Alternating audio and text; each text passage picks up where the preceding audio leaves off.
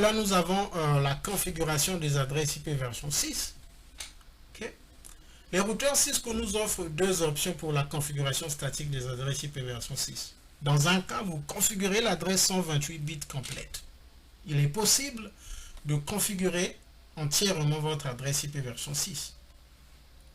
Tandis que dans l'autre, vous configurez un préfixe 64 bits et laissez le routeur dériver la seconde moitié de l'adresse, l'interface ID. L'inception, tout dépend de la façon que chacun comprend les choses. Okay? Il y a de ceux qui sont plus visuels, ils doivent voir. Il y a de ceux qui doivent prendre leur propre temps, relire, okay, pour mieux comprendre. Donc ça dépend. Ok. Donc ici, nous sommes en train de dire ceci. Pour malheureusement mon DNS ne fonctionne pas, je ne sais pas pourquoi. Je serai obligé d'ouvrir Packet Trace. Packet Trace. On nous dit qu'il y a deux possibilités pour configurer l'adresse IP version 6. La première possibilité, c'est celle que nous faisons, ok, telle que nous le faisons pour l'adresse IP version 4. Nous configurons totalement notre adresse IP. Donc, ce que je vais dire, c'est que c'est de prendre par exemple ce routeur pour still booting. Ok, le routeur est là.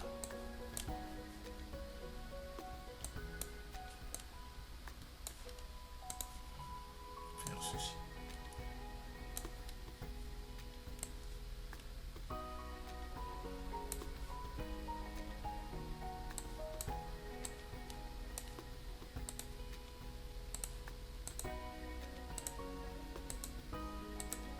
Ok, donc prenons par exemple prenons l'exemple de ce routeur. Enable configure terminal interface G00 no SHADA. Nous n'allons pas vraiment faire beaucoup de configuration, mais c'est juste pour essayer de valider ce que le concept veut dire. Configure terminal interface G00 no SHADA. Donc maintenant on nous dit nous sommes sous l'interface G00. Il est possible de venir de mettre IPv6 address et de configurer 2001. Je vais faire quelque chose de facile. Ok, je vais faire ceci pour éviter et 1 64. Donc si je repars, je viens de configurer cette adresse IP. C'est une adresse IP complète que j'ai configurée. En d'autres termes, si je fais du show IP, je ne pense pas qu'il va me accepter cette commande. Je fais show IP v6 interface brief. Nous avons configuré cette adresse IP. C'est une adresse IP version 6 complète que nous avons configurée. En fait, ce que je veux dire, c'est que, souvenez-vous, ok, nous avons le GRP ici, et nous avons cette partie. Je vais juste me rassurer. Si je fais show IPv6 route, ok, ça c'est ce que je voulais dire, c'est ceci. L'adresse IP que nous avons configurée, nous avons configuré les 128 bits. Ok, nous avons configuré les 128 bits. Voilà pourquoi lorsque nous vérifions show IPv6 route, le routeur nous rapporte ceci pour nous dire que l'adresse IP qui est configurée sur l'interface locale, c'est celle-ci et elle fait 128 bits.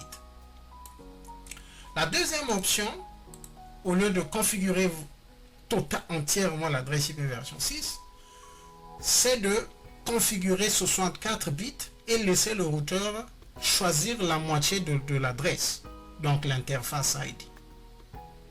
Ok. Le routage IPv6 doit être activé sur les routeurs Cisco. Le routage IPv4 est activé par défaut, mais le routage IPv6 n'est pas activé par défaut. La solution ne prend qu'une commande unique, c'est IPv6 Unicast Routing qui active le routage IPv6 sur le routeur. C'est un élément très important, très important. N'oubliez pas cette commande. N'oubliez pas cette commande parce que si nous venons ici, nous revenons ici, dans ce petit réseau que nous avons, je vais, excusez-moi, ce que je vais faire, je vais prendre les subnets qui ont été définis ici, là, pour faciliter. Je vais prendre ces subnets, excusez. Copie.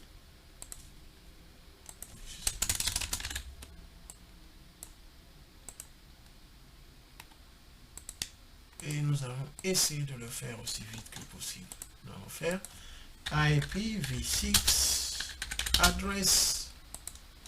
Et ici nous mettons 64. Je vais prendre cette adresse. Copie. Je vais effacer l'adresse que j'ai précédemment configurée ici. Là. Ici. Ok.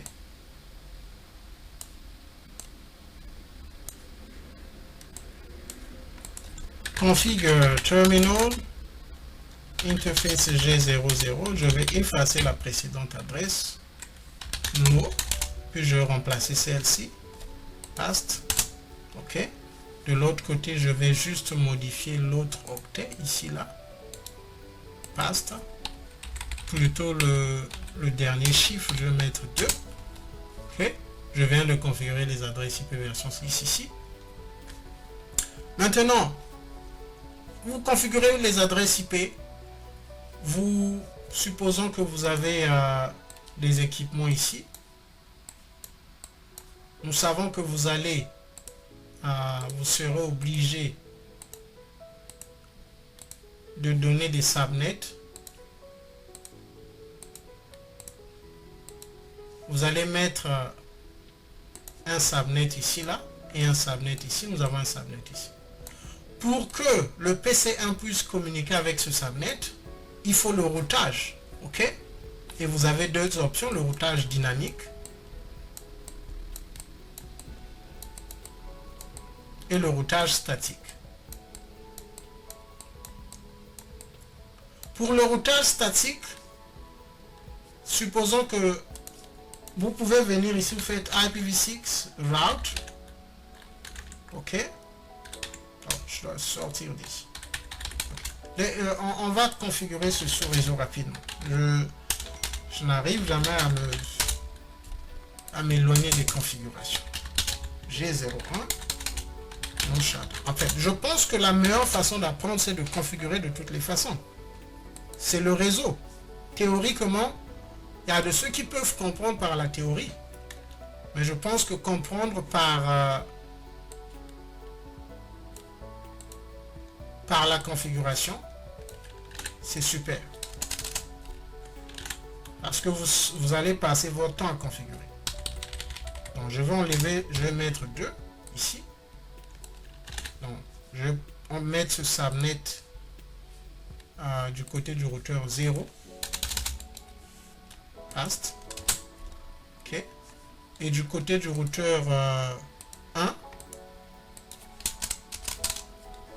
Ça c'est le routeur 0. Du côté du routeur 1, je vais mettre le subnet 3.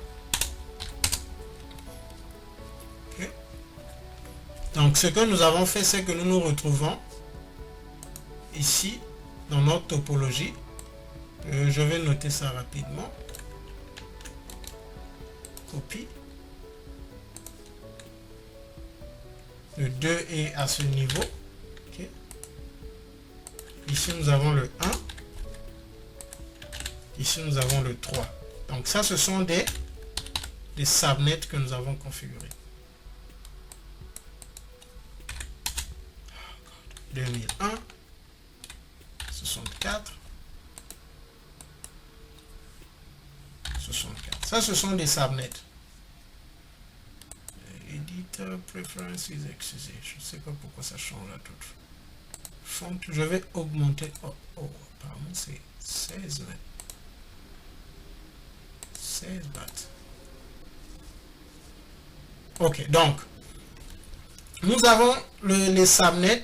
Ce qui est vrai, c'est que le routeur 1, ok, si nous partons au routeur 0 par exemple, excusez,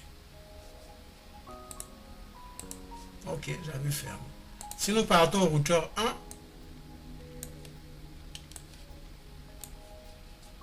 le routeur 1 a le 3, nous allons ping le subnet 2. Donc, si nous faisons ceci, end, je pense qu'il pourra l'atteindre, ok, mais il pourra ping le routeur, mais pas le PC. Donc, ce que nous allons faire, nous allons configurer une adresse IP ici rapidement. On va dire c'est l'IPv6, donc nous allons venir ici. On va prendre ceci. Je vais mettre ça ici. Et je vais mettre 2. Ok, 2. 64. On va mettre la passerelle par défaut. Sa passerelle par défaut, c'est le 1. Ok. En d'autres termes, logiquement, si nous venons au routeur 0,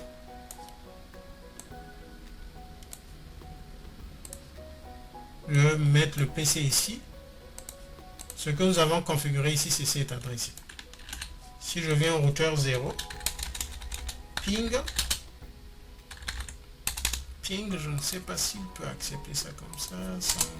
Voilà, il peut ping le PC 0 qui est ici là, peut ping ce PC. Plutôt le routeur 0 qui est ici peut ping ce PC.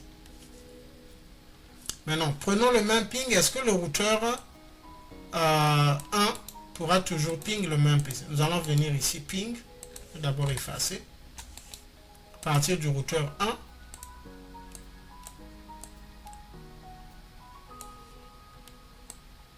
Donc juste pour des précisions, je répète, le routeur 0 peut ping le PC 0. Nous allons maintenant essayer à partir du routeur 1 s'il pourra ping le PC 0. Si nous venons ici, ping, le ping ne fonctionne pas. Ok, le ping ne fonctionne pas parce que nous avons besoin d'une route pour atteindre ce subnet. Ok, c'est la logique du réseau. Donc nous allons écrire cette route ici, IPv6. Je vais l'écrire ici, excusez, pour que ce soit plus visible, pour que ce soit visible. On va faire ici IPv6 route et le subnet qui est là-bas, c'est celui-ci. Past. Ok. C'est le 2. Ok, 64. Et le next hop sera cette adresse IP qui est sur le routeur 0. Donc je vais prendre tout ceci. Donc je répète notre commande. Nous voulons atteindre le sous-réseau qui est où il y a le PC 0 et le next hop est là. Donc je vais prendre cette commande. Copie. Je viens au routeur 1. Configure terminal. Paste. IPv6 route, il y a quelque chose qui manque.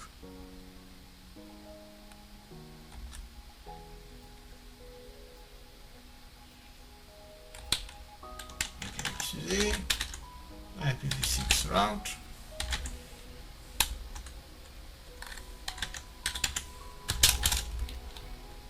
Ok. Je vais mettre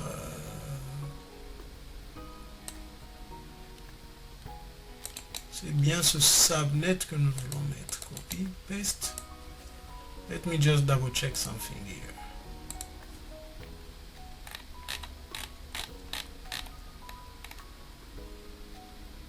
Ok, c'est bien ça. 64. Mettre, il le refuse. Ok, essayons de mettre 628. IPv6 route.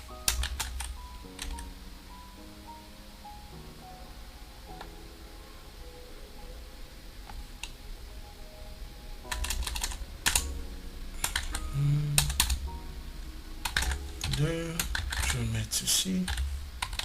64. Ok, là c'est bon. Donc il fallait ajouter les deux colonnes ici là. Je vais ajouter le next hop. Ok, donc là, la structure de la commande est là. Je pense que là, il va accepter. Ok, là, il a accepté. Si je fais un ping vers le PC, comme nous l'avions fait, le routage ne fonctionne pas. Ok, le routage ne fonctionne pas. Le routeur 1 ne peut toujours pas ping le PC 0. Configure terminal. Nous allons ajouter la commande qui active le routage de l'IPv6. On va mettre IPv6 unicast routing and si je rappelle la commande du ping, on va voir si le ping va passer. Je me demande, mais je ne pense pas que ce routeur ait besoin d'une route.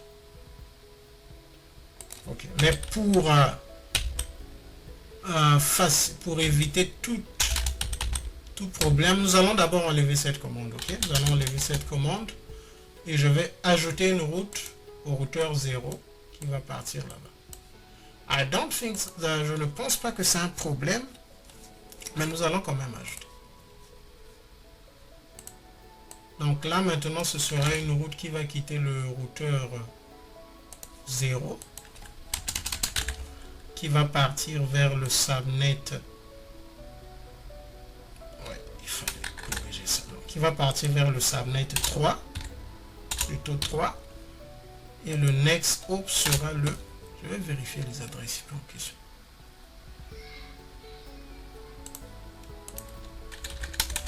Show IPv6 interface brief. Ok, ici c'est le... Oh oui, lui il a le 2. Du côté du routeur 1 c'est le 2. Oui, c'est logique, ouais. Je suis dans le routeur 2. Du côté du routeur 1, show IPv6 interface brief. Ici c'est le 1. Ok. Donc, nous allons ajouter ici, là ça va au 2. Okay. Je vais prendre cette route. Je vais mettre ici là. Configure terminal. Nous allons ajouter cette route ici. Et je vais venir au routeur 1. Je vais encore essayer le ping. Je ne pense pas que cela constitue le problème.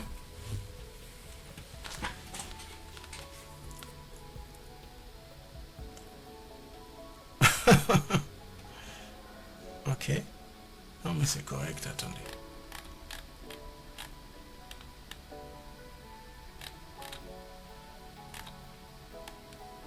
Ok, c'est correct, ouais. Ok, donc on va ajouter la commande ici, configure terminal IPv6 unicast routing. Nous allons ajouter. Allons revenir essayer le ping. Si le ping ne passe pas, c'est un autre problème.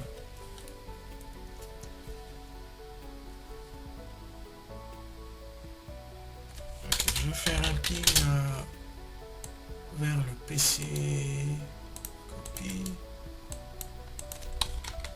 Vers le routeur 1. Routeur 0 à partir du routeur. Ok, il peut ping. Est-ce qu'il peut ping show IPv6 interface brief. Est-ce qu'il peut ping le 2.1? Nous allons essayer. Il peut ping. Est-ce qu'il peut ping le 2.2? Il ne peut pas ping le 2.2. Est-ce qu'il y a quelque chose qui manque ici là au niveau de ce notre configuration 2.2.2.1? Rien ne manque. Logiquement, ça devait fonctionner en tout cas.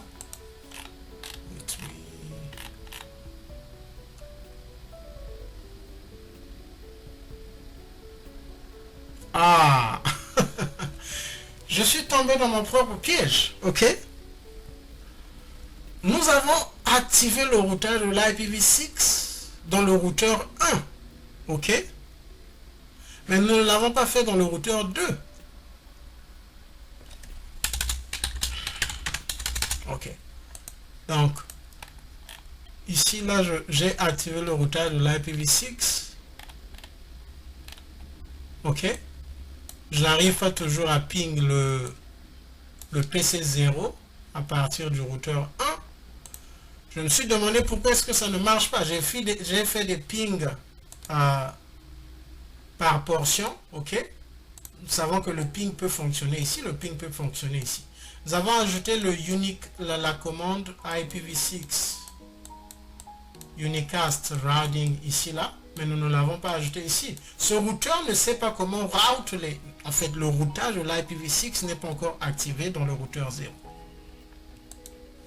Là, je pense que ça va résoudre notre problème. Si ce n'est pas le cas, on va chercher IPv6 unicast routing dans le routeur 0.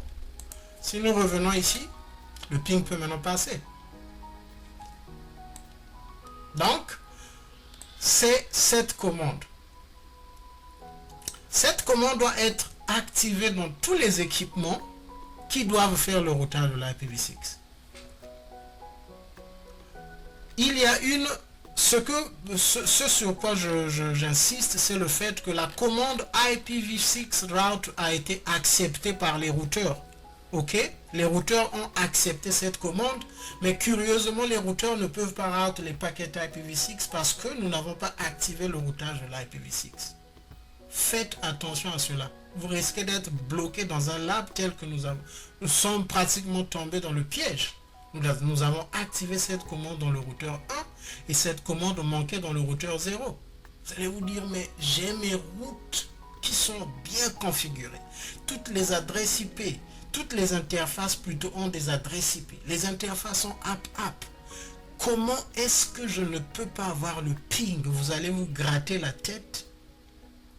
Allez vérifier si le routage de l'IPv6 a été activé avec la commande IPv6 unicast routing dans tous les équipements.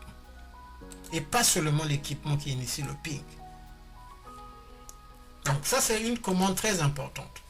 Très importante. Donc, nous avons déjà vu ces aspects. Alors, nous avons vu l'aspect où nous avons configuré l'adresse IP avec les 128 bits. Ok. Maintenant, la deuxième méthode, c'est de générer l'interface ID unique à l'aide de l'EUI64 modifié. C'est ce que nous avons fait dernièrement. Nous étions tous un peu perplexes. IPv6 suit le même modèle général qu'IPv4 en ce qui concerne les types d'appareils qui utilisent les adresses statiques prédéfinies et ceux qui utilisent des adresses apprises dynamiquement. Ce que cette partie veut dire, c'est simplement que généralement dans un réseau, nous allons préférer par exemple que les utilisateurs aient des adresses, par exemple, ça dépend des utilisateurs. Des PC ordinaires peuvent avoir des adresses IP apprises par DHCP dynamique, mais les serveurs, nous voulons qu'ils puissent avoir des adresses IP statiques, simplement parce qu'un serveur, c'est une adresse IP qui est l'adresse IP d'un serveur est configurée dans d'autres équipements. Ok, et si cette adresse IP du serveur commence à être changée par DHCP de gauche à droite, ça va causer des problèmes. Donc, par exemple, les routeurs d'une entreprise utilisent des adresses IP version 6 statique, tandis que les appareils utilisateurs finaux apprennent généralement leur adresse IPv4 utilisant DHCP et les serveurs. Avec IPv6, les routeurs utilisent aussi généralement des adresses IPv6 statiques, tandis que les machines utilisateurs utilisent DHCP ou SLACC. Alors ça, c'est quelque chose à noter parce qu'en dehors de DHCP dans IPv6, il y a ce qu'on appelle le Stateless Address Auto Configuration pour apprendre leur adresse IPv6. Okay? Donc avec IPv6, il n'y a pas que DHCP, il y a aussi ce qu'on appelle le SLAC. J'ai préféré remettre ça en anglais tel que ça est pour éviter des confusions, pour que vous puissiez savoir que en dehors de DHCP, il y a aussi le Stateless Address Auto Configuration. Donc, cette deuxième méthode utilise des règles appelées EUI64 modifiées. Souvent, dans le contexte de l'adressage IPv6, les gens se réfèrent à EUI64 modifié comme juste EUI64. La configuration qui utilise EUI64 inclut un mot-clé pour indiquer au routeur d'utiliser les règles EUI64. Donc, la clé ici, c'est quoi? Je reviens ici. Ici, c'est lorsque vous avez configuré l'adresse IP avec les 128 bits. Ce que nous pouvons lire ici, c'est que vous avez le premier quartet, je vais mettre ça au rouge. Vous avez le premier quartet, le deuxième quartet, le troisième quartet. Vous avez le subnet, ok, qui est sur le quatrième quartet. Et puis vous avez l'interface ID qui est représentée par ces deux colonnes et 1. Nous savons ici que nous avons les 128 bits. Vous avez configuré tous les bits. Avec la méthode EUI64, c'est que ce que vous allez faire, vous allez seulement configurer cette partie. En d'autres termes, 64 bits. Et vous allez dire au routeur de choisir la deuxième partie de l'adresse. Donc, si nous repartons dans nos routeurs, si nous venons ici par exemple, dans notre lab, excusez, si nous ajoutons un PC ici, nous n'allons pas tout configurer, mais c'est simplement pour donner un peu de la forme.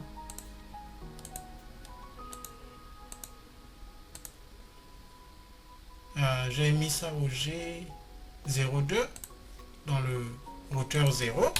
Si je viens ici, interface G02, no shutdown, je vais rechercher l'adresse IP. Ok. Donc nous allons prendre cette adresse IP, nous allons simplement enlever toute la au-delà du subnet. Et je vais mettre ici, ce sera le subnet 4. Ok. Donc nous avons mis le premier octet, le deuxième octet, le troisième octet et le subnet.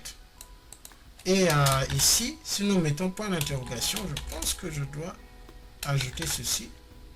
64, point d'interrogation. Ok, là, il accepte.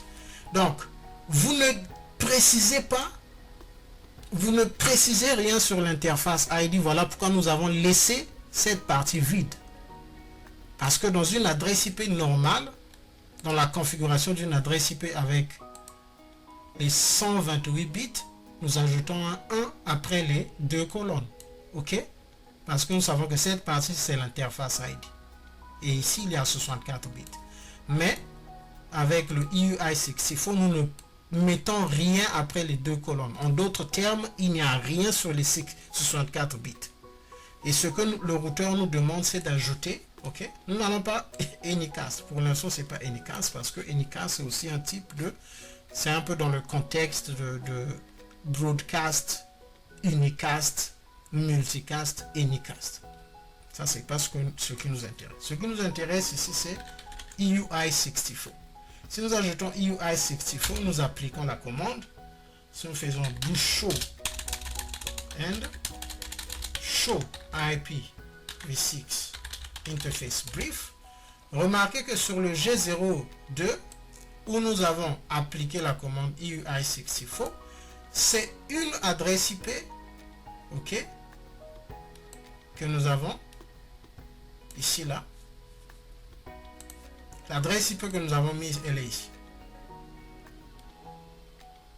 Nous avons le 2001 que nous avons ici, DB8 qui est ici, 111 qui est ici, et puis nous avons le 4, nous allons voir pourquoi est-ce que nous avons un 4, et nous avons toute cette partie, nous avons tout ceci. Alors, les pages qui suivent vont nous expliquer, nous avons déjà vu ça dernièrement, mais nous allons repartir sur cela. Pourquoi est-ce que nous avons maintenant, pourquoi est-ce que nous avons FF, FE, DB, et puis après 61, 03. Avant de partir sur cela, si nous faisons show interface gigabyte 02, ok, là où nous avons mis cette adresse IP, nous allons remarquer quelque chose. Nous allons remarquer que le MAC de cette interface, c'est 0050. Donc, en quelque sorte, il y a quelque chose qui se passe ici. OK? Et puis, 0F. Donc, 0F jusqu'ici. Après, nous avons FFE, FFFE. Et puis nous avons DB 6103. Nous avons DB 6163. 6103 plutôt. Donc, en d'autres termes, lorsque nous mettons le subnet seulement, ok, et puis nous mettons EUI64, ce que le routeur fait, c'est qu'il crée une adresse IP sur la base de l'adresse physique de l'interface. Alors, les étapes, ici, nous allons les lire simplement, ok, et vous aurez le temps de faire la pratique. Diviser l'adresse MAC en 2 octets. Qu'est-ce qui se passe pour créer cette adresse IP? Première étape, diviser l'adresse MAC en 6 octets. 12 chiffres hexadécimaux en 2 moitiés. 6 chiffres hexadécimaux chacune. Insérer FE entre les deux, ce qui fait que l'interface, l'ID d'interface, donc l'interface ID, a maintenant un total de 16 hex chiffres, inverser le 7e bit de l'ID d'interface. Si nous revenons ici, nous prenons, je vais prendre l'adresse IP que nous avons configurée. Nous avons configuré cette adresse IP. Copie. Et libérer l'espace. C'est cette adresse IP que nous avons configurée. OK. Et le MAC de l'interface, nous l'avons ici, c'est ce MAC. Et l'adresse IP que nous avons obtenue après la configuration, c'est celle-ci. Copie. Je viens ici, je mets cette adresse IP. Donc, ce qui se passe, c'est que vous remarquez, même lorsque nous alignons cela, oh, il y avait le MAC que je venais de mettre, mais apparemment, si je prends le MAC, copie. Je n'avais pas copié ça alors. Donc, remarquez que ce qui s'est passé, c'est que sur cette partie, donc jusqu'ici, il y a l'insertion du MAC sur l'interface ID, sur les 64 bits qui sont réservés à l'ID d'interface. Maintenant, les lignes qui suivent nous expliquent un peu ce que le routeur fait, la procédure interne pour aboutir à cela. Donc, la première étape, c'est ce que nous voyons ici. Le MAC, ok, la première étape est ici, ok. Le MAC, ça c'est la structure générale. Ça c'est la structure générale. Ok. Mais les étapes sont ici. La première étape, c'est que le MAC est divisé en 2. Ok. Là c'est très simple. Le MAC est divisé en 2. Ok. Nous divisons le MAC en 2. La deuxième étape est là. C'est que nous insérons le FFE entre les deux moitiés que nous obtenons après la division du MAC, et puis nous les remettons ensemble. Hein? Donc suivez ici, là c'est très simple, il n'y a pas de complication. Le MAC est divisé en 2, on insère le FFFE au milieu, et puis après on les regroupe en mettant les colonnes respectant la structure des quartets. Donc nous retrouvons avec 1, 2, 3, 4 octets qui font les 64 bits de l'interface ID. Ok, l'interface ID. Maintenant, il y a une troisième étape, c'est l'étape qui est un peu bizarre, mais en réalité ce n'est pas bizarre parce que j'ai pu relire le tableau et j'ai compris que ce qui se passe avec ce tableau. La troisième étape, c'est simplement inverser le 7e bit. Le 7e bit. Et lorsque je parle du 7e bit, c'est simplement que remarquez ici là. Ok. Un hexadécimal fait une valeur hexadécimale fait 4 bits. Donc les deux premières valeurs font 8 bits. ok, et donc c'est le 7e bit qui est ici là que nous devons inverser. Et le 0, par exemple, pour la première adresse, pour la première exemple, nous avons les 0, 0 ici. Pour la deuxième adresse, nous avons un 6. Lorsque nous venons ici, le 0, 0, le 7e bit, ok, qui est ici là, est inversé en 1. Et lorsque nous faisons la reconversion du binaire au décimal, ça va nous à l'hexadécimal, excusez, ça va nous donner ceci. Ici c'est le 6. 6 en binaire, ça nous donne ceci. Ok. De 1 est inversé en 0 et ça nous donne ceci en résultat. Comme résultat. Maintenant, c'est tel que je disais, au lieu de faire des calculs toutes les fois que vous avez des exercices, de calculer le 7e bit, parce que pour faire ceci, vous serez obligé de faire recours au tableau des hexadécimaux. Okay? Vous serez obligé de faire recours au tableau des hexadécimaux. En d'autres termes, je vais retrouver le tableau. Vous serez obligé de faire recours à ce tableau. À ce tableau, voilà.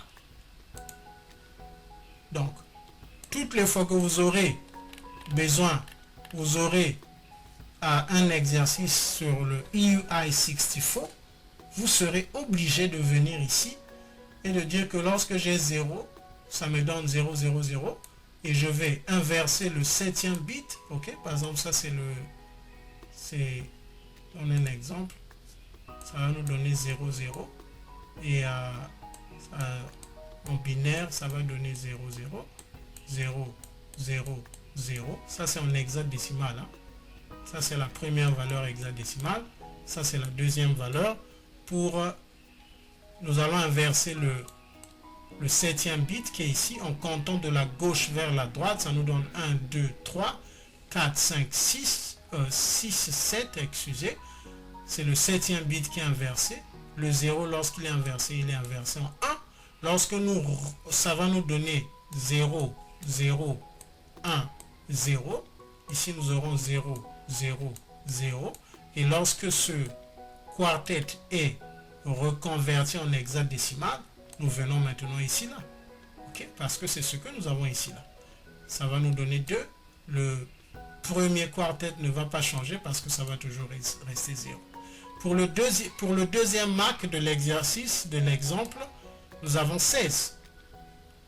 Donc, pour ce que vous faites le 1, vous allez prendre ceci.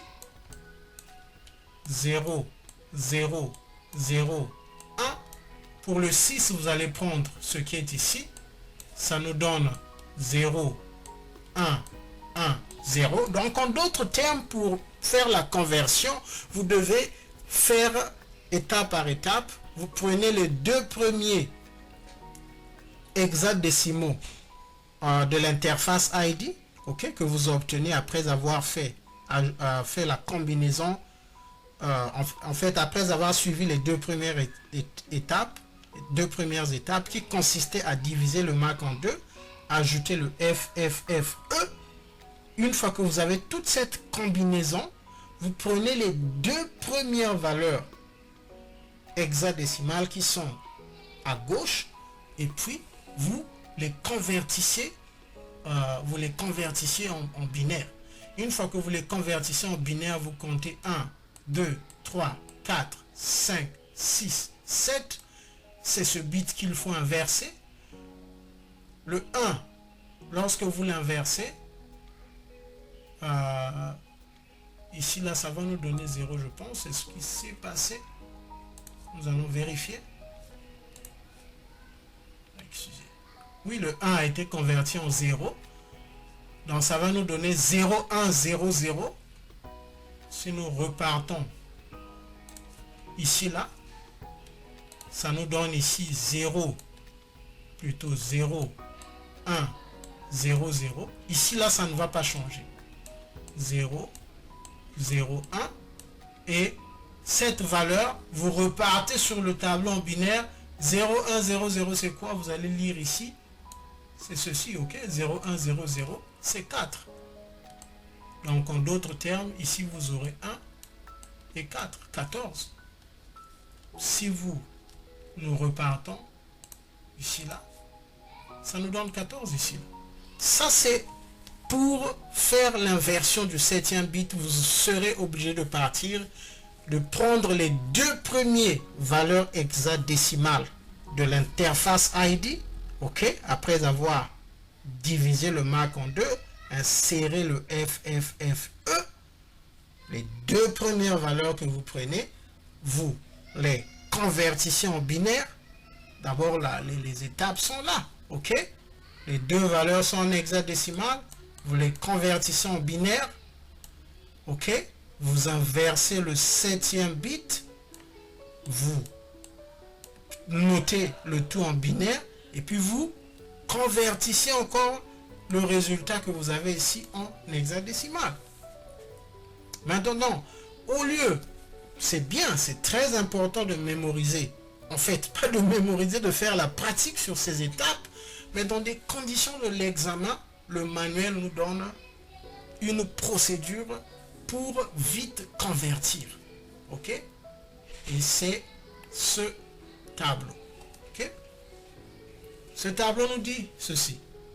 0 converti en 2, 2 converti en 0. Alors, si nous venons ici, 0, 0 sera toujours converti en 2, 2 sera toujours converti en 0. 4 sera toujours converti en 6, 6 sera toujours converti en 4. 8 sera toujours converti en A, A sera toujours converti en 8. C'est à vous de choisir si c'est possible de mémoriser cela. Je ne sais pas, mais c'est ça. Par exemple, nous avions le 6, c'était converti en 4. Ok? Le 6 de notre exemple était converti en 4. Si vous avez un exemple où vous avez le 4 sera converti en 6. Le 8 sera converti en A, le A sera converti en 8. Le C sera converti en E, le E sera converti en C. Le 1 sera converti en 3, le 3 sera converti en 1. Ça, c'est ce qu'on appelle un tableau qui vous permet de ne pas faire ces opérations binaires, mais de vite juste, si vous savez que si j'ai un 0, c'est 2. Dans le contexte du travail à la maison, c'est idéal, ça vous permet de vite faire l'inversion et ainsi de suite. À l'examen, c'est à vous de voir, mais je ne pense pas qu'il y aura vraiment des questions compliquées ou plusieurs questions sur de tels exercices. Sauf si celui qui crée le test est vraiment terrible. Donc ça c'est pour le EUI 64. Après le EUI 64, excusez. Donc ça c'est un peu des exemples de configuration que vous pouvez voir, quelques exercices. Alors, configuration dynamique. Qu'en est-il de la configuration dynamique? Ce que nous venons de voir, c'est des configurations statiques. Ok, mais lorsque vous configurez une adresse IP avec les 128 bits, c'est une configuration statique. Lorsque vous faites la configuration de la méthode EUI 64, c'est toujours une configuration statique. Maintenant, pour la configuration dynamique, vous avez deux choix. Ok, vous avez DHCP et SLAAC. Stateless Address Auto Configuration. Chaque méthode a des éléments spécifiques.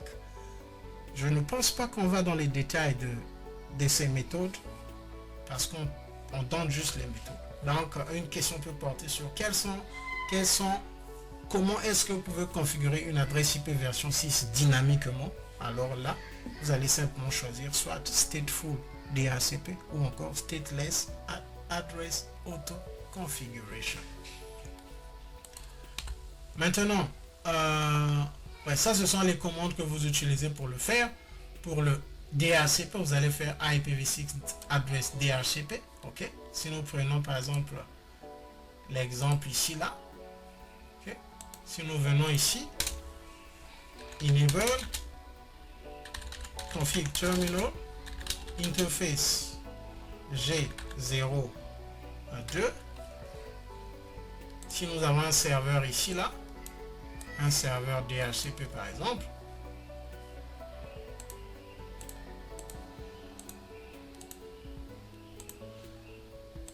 G02, no shutdown. Si je viens ici, je ne sais pas si je pourrais le faire rapidement, mais apparemment je n'ai pas les bons éléments pour le faire parce que je n'ai pas les services dans ces serveurs. Donc, ce ne sera pas possible, mais du moins s'il fallait le faire, c'est ça, on va venir ici, IPv6 address DHCP.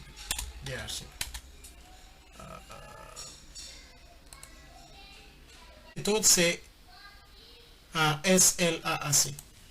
Je vais essayer dans le routeur 2, interface G01 par exemple, no shutdown,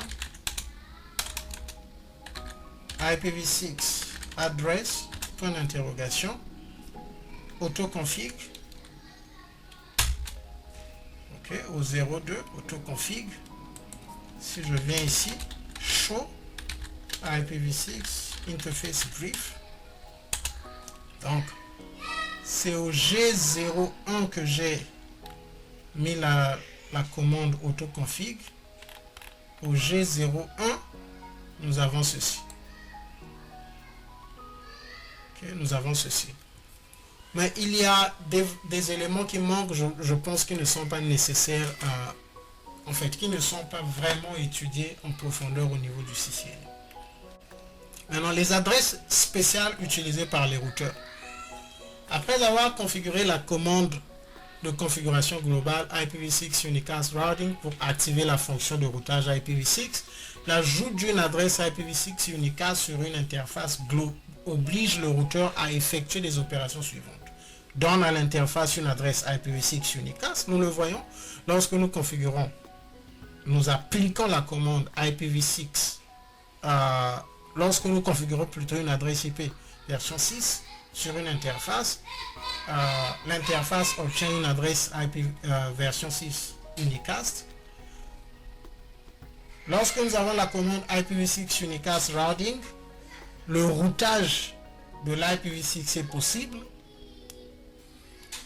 et l'interface, il y a un sous-réseau qui existe sur l'interface et le quatrième élément, c'est que on indique au routeur d'ajouter une route IPv6 connectée pour ce préfixe à la table de routage IPv6 lorsque cette interface est apte.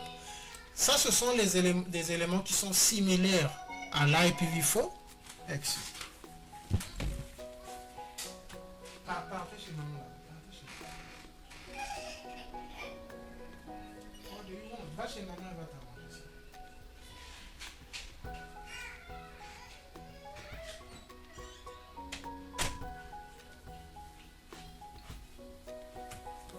Okay. Donc ça, je disais que ces éléments sont pratiquement, c'est la même chose qui se passe avec l'IPv4. Une fois qu'une interface a une adresse IP, il y a des éléments qui vont fonctionner pour faire de telle sorte que le routage puisse fonctionner. La différence c'est qu'avec IPv6, il faut ajouter la commande IPv6 Unicast Routing.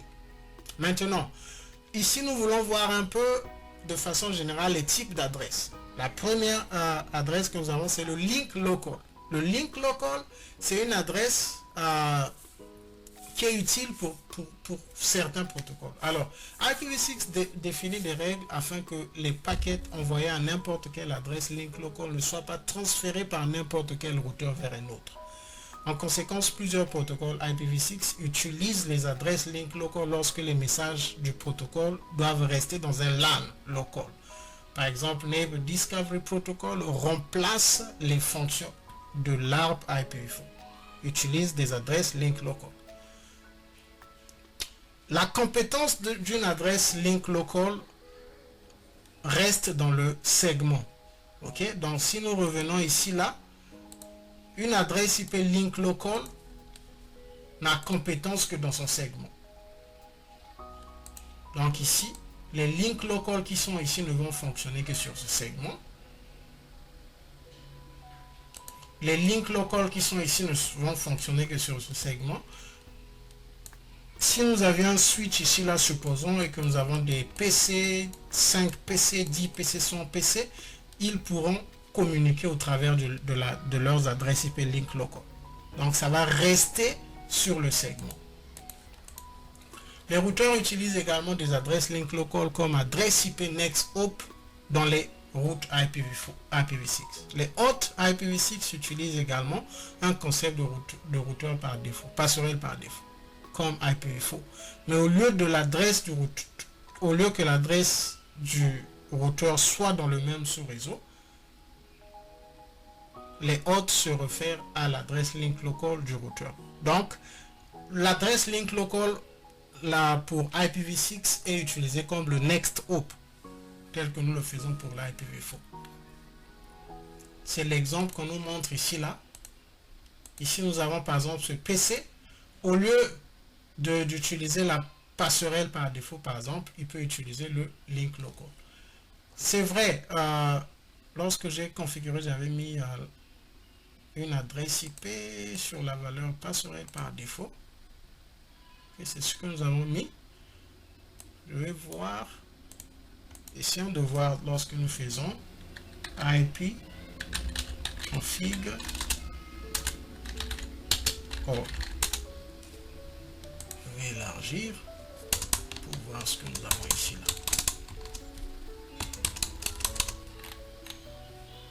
Ethernet est où?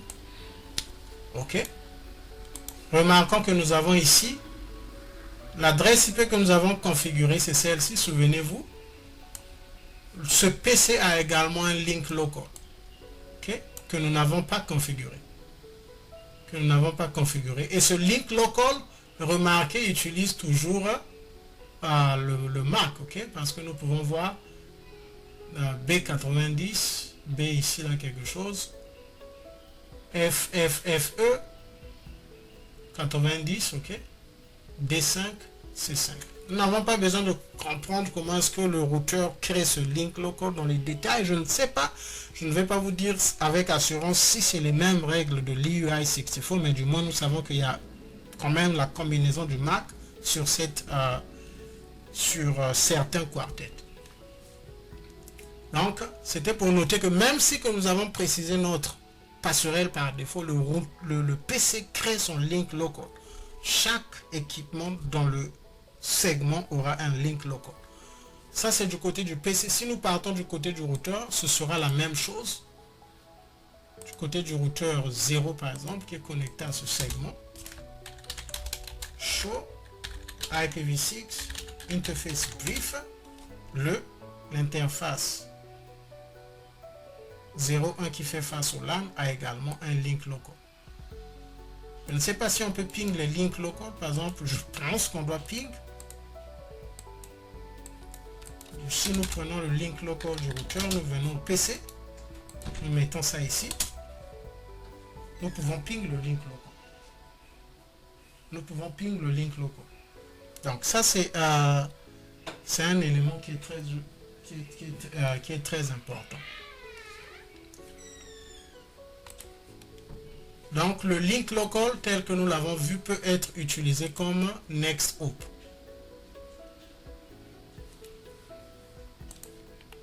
Ça c'est le concept. Maintenant, ce qu'il faut noter à propos du link local, monodiffusion et non multidiffusion. C'est une adresse unicast. Ok, le link local est une adresse unicast. Les adresses link local représentent un hôte uniquement. Et les paquets envoyés à une adresse link local doivent être traités par un seul hôte IPv6. La portée de transfert est le lien local uniquement. Donc les adresses link local ne sortent pas du subnet, ne sortent pas du segment. Ok, ne sortent pas du segment. Si c'est entre deux routeurs, ça ne sort pas de là. Si c'est dans un LAN, ça ne sort pas du LAN. Les paquets envoyés à une adresse link local ne partent pas au-delà de la liaison de données locales car les routeurs ne transfèrent pas les paquets ayant pour destination une adresse link local. Générée automatiquement, chaque interface IPv6 et interface de routeur peut créer sa propre adresse link local automatiquement, résolvant certains problèmes d'initialisation pour les hôtes avant qu'ils apprennent une adresse de monodiffusion globale apprise dynamiquement. Donc c'est une adresse IP qui est générée automatiquement et on dit que cela permet à un équipement de pouvoir faire certaines communications avant que nous puissions y configurer une adresse IP. Global Unicast par exemple ou encore Unique Local. Utilisation courante, les adresses link local sont utilisées pour certains protocoles généraux qui restent locaux à un sous-réseau et comme adresse de saut suivant de next hop pour les routes IPv6. Création d'une adresse link local. C'est le problème avec IPv6. Il y a tellement de schémas, il y a tellement des valeurs initiales, des combinaisons.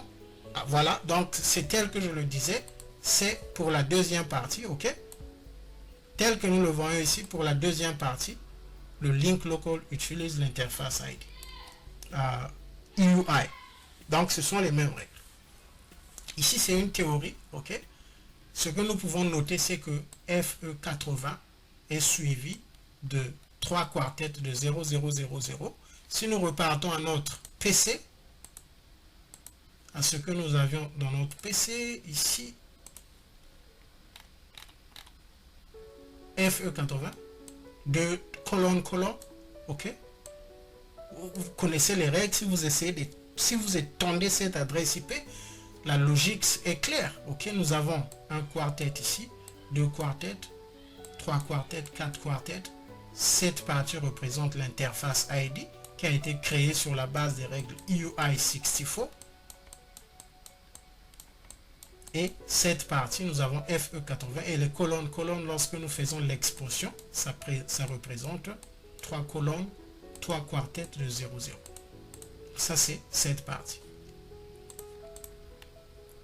Ça, c'est pour le link local. Maintenant, la création du link local, c'est la théorie que nous avons ici.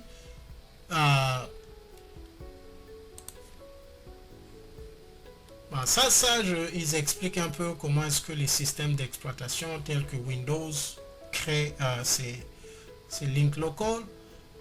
Mac, ils ont parlé de Mac. Dans les systèmes d'exploitation, Microsoft, ainsi de suite. Donc, ça c'est la théorie. iOS peut soit créer automatiquement l'adresse link local, soit la configurer. iOS choisit l'adresse link local de l'interface en fonction des règles suivantes. Il peut être configuré avec la commande d'interface IPv6 address link local. Information très importante à noter. Ok, l'adresse IP link local peut être créée, peut être générée automatiquement, ou encore l'administrateur réseau peut partir dans l'équipement. Nous allons reprendre le routeur 2 ici par exemple. Enable, configure terminal, interface G03, G02, no shadow. Nous allons faire IPv6 address. Nous allons mettre 200 F. Je n'ai jamais configuré ça, mais je pense que IPv6 address. Ok. Je ne sais pas s'il y a une configuration ici. Ok. Donc il faut prendre FE80. Voilà pourquoi je me dis, est-ce que je mets 2001? Il faut commencer par le FE80 parce que c'est ça qui identifie un link local. Ok. Donc, nous allons prendre FE80. Par exemple, si nous prenons ça, not sure, but let's come here, dans notre routeur 2, past, FE80, nous pouvons faire ceci, 64, oh, c'est link local, link, de toutes les façons, il ne va pas me le donner si la structure n'est pas complète, point, 64, point d'interrogation. Ça, il m'emmène à... Alors, il faut carrément faire la combinaison avec le Mac. Nous allons essayer de le faire rapidement. Je vais faire ceci. Je vais juste prendre ce que nous avons ici. A1, FF, FE, 0, 0, 1. Link local, ok. C'est accepté. Donc là, si nous faisons le show IPv6 interface brief, sur le G02, nous avons configuré ce link local. Donc ça c'est un peu pour comprendre que le link local, l'adresse link local peut être générée automatiquement ou encore configurée par l'administrateur réseau en ajoutant le link local à la fin, le keyword link local. Maintenant, nous avons ici un résumé parce que ça fait un peu plusieurs méthodes, ok, comment est-ce qu'il faut configurer. Ici, sur cette page, nous avons les modes de configuration de l'adresse IPv6. Ok, configuration statique d'une adresse IP, d'une adresse spécifique, ok, en utilisant les 128 bits. Deuxième méthode, configuration de 64 bits du subnet avec le keyword EUI64 à la fin, ce qui va créer votre adresse, ce qui va générer la partie interface ID sur la base des règles EUI64. Troisième méthode d'obtention de l'adresse IP version 6, vous êtes connecté à un serveur, vous mettez IPv6 address DHCP, l'interface va obtenir l'adresse IP de la part d'un serveur. Quatrième méthode, IPv6 address autoconfig, apprentissage dynamique du préfixe et de la longueur du préfixe, et le routeur calcule l'interface à l'aide des règles EUI64. IPv6 address autoconfig, c'est ce que nous avons appliqué entre temps. Excusez si je reviens, je ne sais pas si j'ai déjà effacé ça. 0.1, je pense que c'est ce que j'avais mis au 0. Vérifier. Show running. Oui, au 0.1, c'est là où nous avons mis le autoconfig.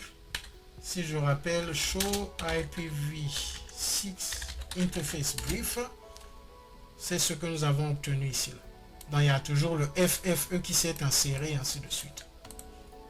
Et la cinquième méthode, IPv6 enable, active le traitement IPv6 et ajoute une adresse link local, mais n'ajoute aucune autre adresse IPv6 unicast. Donc, nous allons prendre quel routeur pour faire le IPv6 enable. Ok. Nous pouvons effacer n'importe quelle adresse ici. Configure terminal interface G01. Je vais mettre du show LAN. Du show LAN. Au G01, nous avons déjà une adresse IP. Je vais effacer ce qui est là. Je ne veux pas de conflit. Je vais enlever ceci. Copie. Je vais mettre paste. Nous n'avons plus d'adresse et je fais alors IPv6 enable. Faire show IPv6 interface brief. Le G02 a une adresse G01 plutôt. Excusez, c'est le G01 que nous. G01. Ouais, c'est sur le G01 que nous avons mis ça. Donc le G01 a maintenant cette adresse IP grâce à la commande IPv6 enable. C'est le truc de IPv6. Il y a tellement de méthodes. Je vous conseillerais de passer un peu de temps à digérer cette page, ok, à prendre un peu de temps à lire cette page pour voir les méthodes qu'il y a. Alors, il est possible de faire le routage de l'IPv6 en utilisant uniquement le link local des interfaces. Et ce qui va rester, ce sont les adresses IPv6 multicast. On a vu beaucoup de concepts aujourd'hui. Je le comprends. Pour les multicast, c'est un peu les mêmes concepts que l'IPv4. Nous avons besoin des adresses multicast pour faire la communication dans le cas de certains protocoles tels que OSPF utilise 224.0.0.5 pour All OSPF Routers. IPv6 utilise FF02::5. IPv4 utilise 224.0.0.6 pour All OSPF DR. IPv6 utilise FF02::6. Maintenant, les adresses multicast réservées, nous les avons ici. All nodes, all routers, all OSPF DR, ping, plutôt RIP-NG, EIGRPv6, DHCP Relay Agent a aussi un scope multicast. Maintenant, donc, pour les multicast, c'est ce qu'on appelle le scope. Je vais m'arrêter là. Je voulais vraiment tout finir aujourd'hui, mais je pense que ça fait beaucoup de concepts, tellement de concepts qui sont techniques. Je vais envoyer le document complet, comme ça vous allez lire. S'il n'y a pas de questions, la semaine prochaine, nous commençons le résumé du wireless. Et puis après, nous allons prendre 5 à 6 sessions pour faire le résumé de la deuxième partie. À mon avis, c'est ce que j'ai remarqué lorsque j'avais